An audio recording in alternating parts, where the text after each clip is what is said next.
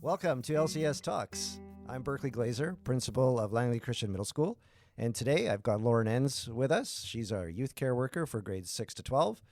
I've got Kevin Mirchandani with us. He's our K to 12 director of instruction, and I've got Dave McVety, who is our RCC counselor, and he's pretty much the whole school, K to 12.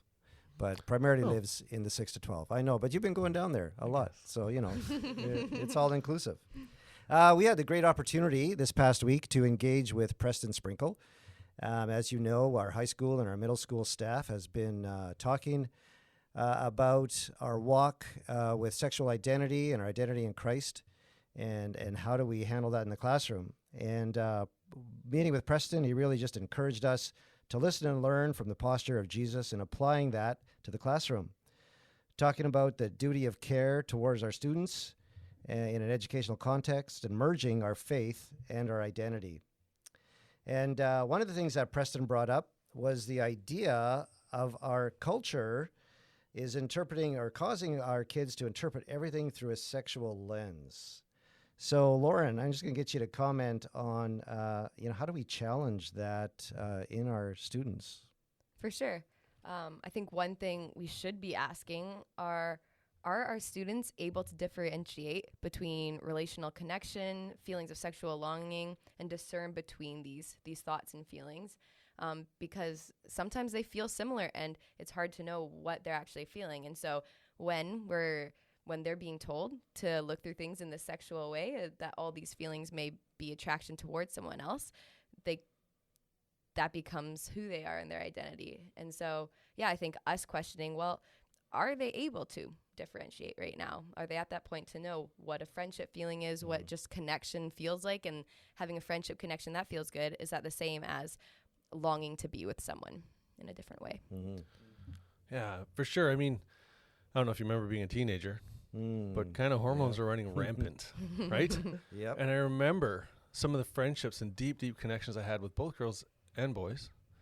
And it makes sense that we would sometimes wonder, how does that fit? How do I interpret these feelings of affection and deep connection with whoever it happens to be? And in our worldview, in the world we're living in, including with such rampant pornography in our culture, it's a challenge to differentiate that stuff. So it's hard for them. We need to notice that, recognize that. It's the target of the porn industry is 9 years old. So they're trying to get your kids addicted and into porn and indoctrinated by its belief system super young and super early. So no wonder they're having a lot of trouble differentiating between these things. Mm-hmm. Yeah, for sure. And how often do we actually think about sex? Is that a part of our day-to-day lives? Do we need to be seeing everything through a sexual lens or interpreting all these feelings and thoughts in a sexual way? It's a part of who we are, but not the whole. Yeah.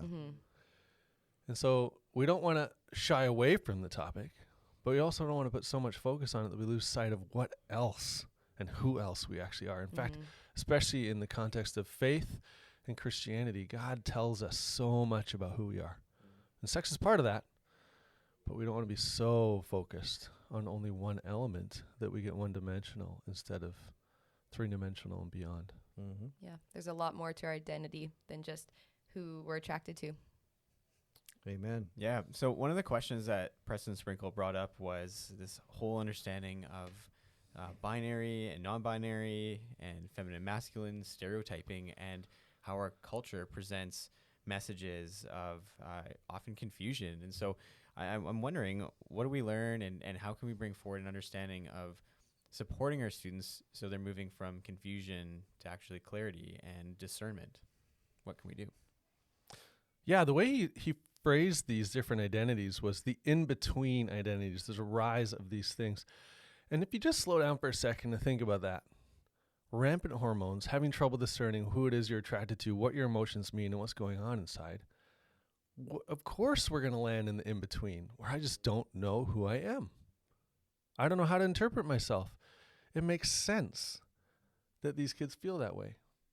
And really nothing has changed under the sun. If you think back when we were kids, if you felt differently, you didn't want to dress like the typical girl, whatever, you would be a tomboy.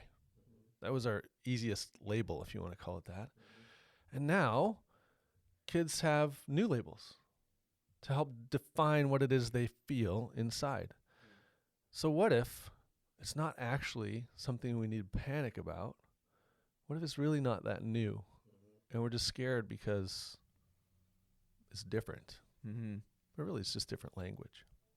Yeah, one of the things that I was caused to reflect on was this idea that the Bible has a really broad view of what it means to be male and female, and that even Genesis has a really rich kind of description of human flourishing.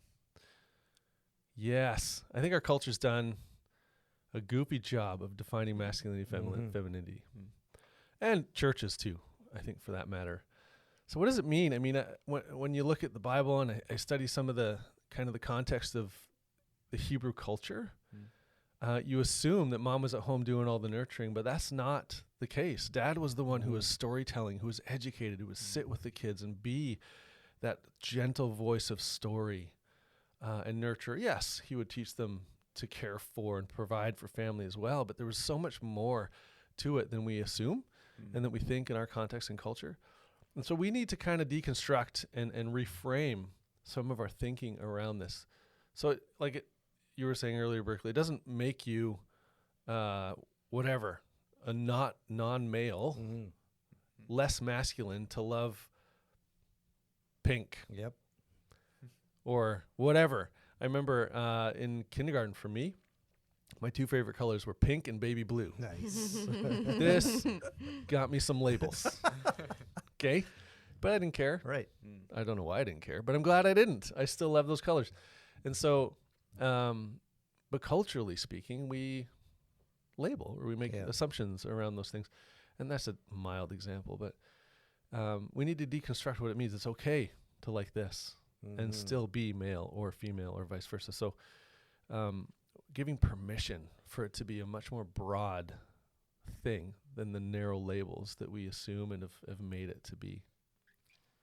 Yeah, thanks, Dave. That's really helpful. I think one of the things that we need to be aware of as we deconstruct and become aware of these messages is that we have to think about our student safety. And so we can approach it from one perspective that says, let's stay away from conversations. And there's another perspective, of course, where we can run head on into those conversations. So I'm wondering, what do we do about a culture that's either completely removed or fully engaged? And how do we have these conversations about learning without overexposing? And what can we do to make sure that students have permission to be loved and to work through the feelings, the emotions, and to make sense of these labels that we have in our culture? So a big question, but what can we do to support our students in this context of learning here that we have ahead of us? Good question. I'm going to take a step back for a second and just think about many of our church contexts. When we are afraid of something, we do one of two things. We say nothing because we hope it goes away. If we're just quiet, if we don't talk about sex, then it won't exist, right? Or whatever it happens to be that we're afraid of. Or we go a little bit hypervigilant and start condemning anybody who might disagree with where we land. And this is neither of these postures is helpful. Sprinkle really highlighted we can't stay silent on this topic because it's such a relevant current thing in the identity development and duty of care, right, for students. So we have to find and navigate kind of a middle ground where kids can wrestle with this piece of their identity. And what he noted, the greatest need that kids have is to know that they are free to love their friends who are in these identifying groups, in the LGBTQ circles. They need to feel the freedom to love and care for them, to be in relationship with them. But also they need the freedom of knowing they're loved and cared for and not judged if they themselves fall in these categories. So we need to be addressing it. We need to be navigating it. We need to be talking about it enough that it takes some of the focus off so that we can focus on the rest of their identities and the rest of what Jesus says about who they are, and teaching them to navigate this middle ground that actually Jesus exemplified super well, right? And we kind of stink at it. Mm-hmm. Another thing that Preston challenged us with was this statement where he said that the kid standing in front of you today is the same person that they were yesterday. It's just that today they found a term to use that describes what they're feeling or what they're experiencing. So I think my question to Lauren or Dave, or both of you, is, are kids able to distinguish between identity and experience? So I'm going to start with something. I'm going to slow things down a little bit. Everybody listening, think about that again. What Berkley just said. That child has not changed between yesterday and today, or last year and today. They've just used a phrase that's made you afraid or caused some kind of internal reaction. Who they are hasn't changed. So we need to start there. This is still whoever, my child. And so they're wrestling with identity. This makes sense. They don't understand who they are. Of course they don't. Like, land on these things that make sense.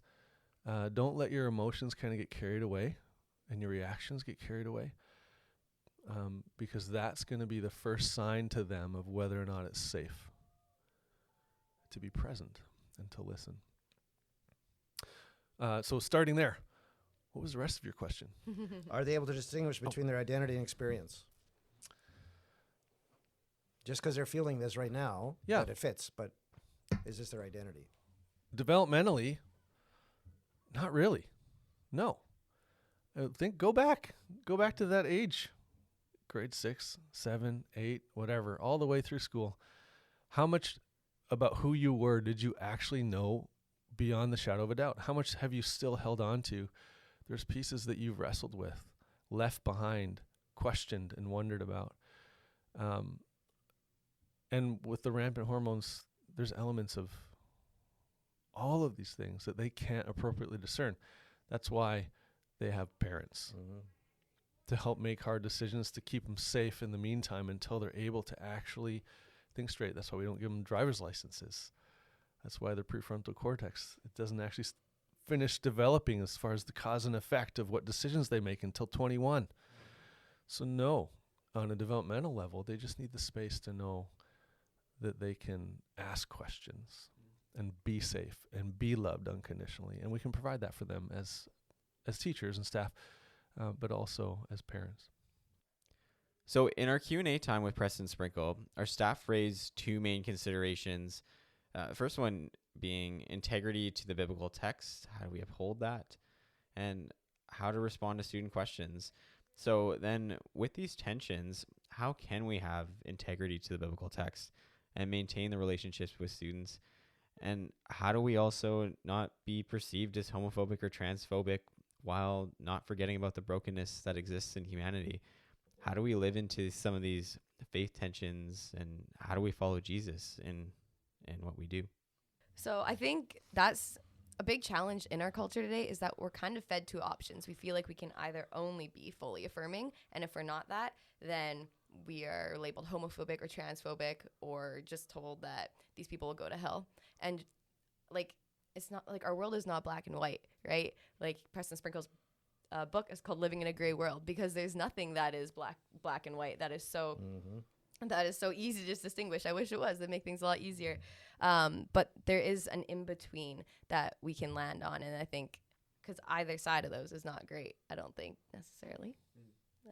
Dave, you can take it away from there. Sure. I think, I know I'm going to be repeating stuff from previous podcasts, but that's why I land on this whole emotion coaching model. Creating that emotional safety allows you to maintain your integrity in relation to what you believe and where you stand, and be present with those students, making that safe space for them to kind of maybe even at different points put the question of sexuality on the shelf as they continue to develop, to build a foundation of other elements of who they are.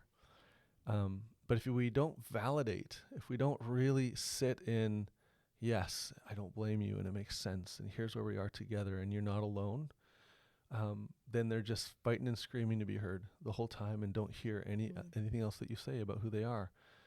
And that's what culture says right now.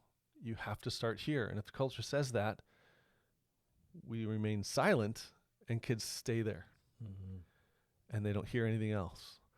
And so, again, it's this opportunity to be present, to care, to meet the emotional need, to represent Jesus, to get to the heart of who they are, just the way he did. I hear your question.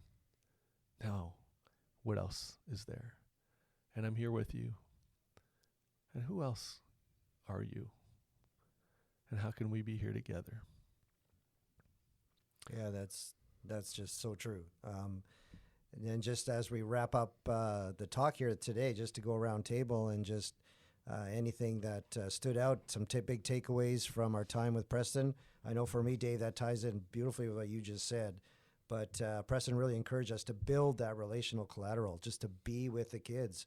Don't back away. Don't be afraid of talking with them. We might not have the answers, but that's okay. Talk with them about it. Shed some light on some things that they may be experiencing and say, well, what can we land on that right? Like what is true for you right now? And to really hone in on that. Mm-hmm. Yeah, one thing Preston mentioned that ties in really well with emotion coaching that Dave was talking about is just being genuinely curious about the humanity sitting in front of you. And who is this child? What is going on for them?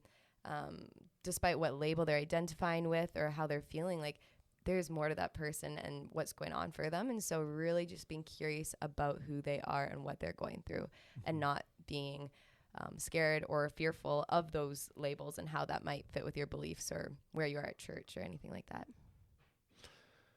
Yeah. Something that came up for me last week was this awareness that oftentimes we have this mentality that we have to give all the kids all the answers in every conversation that we have with them. And if we don't, we've failed. Right? So first, you're released from needing to do that. Nice. Because if you're God's partner, he's got it covered. You're just a piece of the puzzle. You're not the puzzle, which means he's working. And so you can slow down. You can walk away trusting that you've done all that God's called you to do in that moment. That's not related to what Preston said. However, I really wanted to share that with you, because just remembering that God is doing things behind the scenes in the heart of every person in their humanity. But I was just struck by his adamance that we cannot stay silent on this topic. In order to care for these kids appropriately,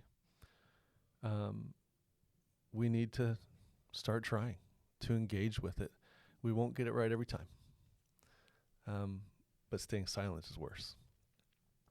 Yeah, to piggyback on that a little bit there, I think if silence is not an option, learning is not an option as well too. And I think part of that is, as I've been reflecting on Jesus's posture, not only as a teacher, but as a learner as well too, of the model of going to the Father and listening and being with the disciples and having relationship, and then acting and that feeding back into how he demonstrated how to live. I've been reminded of doing this together as a community, of working through what seems to be hard questions and challenges to how we think and how every situation is very unique. So for me, it's a question of where are we going on this learning journey. And so I'm excited in the weeks ahead. We're planning to be joined by Darren Speaksma from SCSBC, and we're going to take some time and we're going to look at what it means to be a Christian learning community that takes into account some of the SCSBC guidelines and recommendations for how communities facilitate really good conversations. And I think it's in conversations like this that we continue to learn and to support one another and to ask really good questions that point us back to Christ. So we have lots of learning in store, and I'm looking forward to more conversations about how we'll grow in our professional learning time together. All right.